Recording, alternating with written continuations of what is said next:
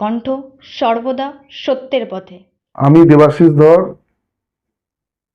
বীরভূম 42 নম্বর লোকসভা কেন্দ্রের প্রার্থী।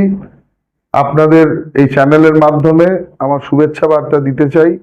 রামনবমীর প্রাক্কালে প্রত্যেকটি বীরভূমবাসীর জন্য এটা আমার আন্তরিক শুভেচ্ছা যে অত্যন্ত শুভ মুহূর্তে প্রভু রাম আবার পুনঃপ্রতিষ্ঠিত হয়েছেন, এবং সেই সঙ্গে আমাদের এইটা পুনঃপ্রতিষ্ঠিত হওয়ার পর প্রথমবার রামনবমী পালন করতে চলেছি আমরা। আমাদের লোকসভা কেন্দ্রের আন্ডারে প্রত্যেকটি জায়গাতে যেটা রামনবমী পালন হয় এবার দ্বিগুণ উৎসাহের সাথে পালিত হবে, এবং আপনারা আইন শৃঙ্খলা বজায় রেখে সঠিকভাবে এটা পালন করুন। রাম, প্রভু রাম সুশাসনের প্রতীক।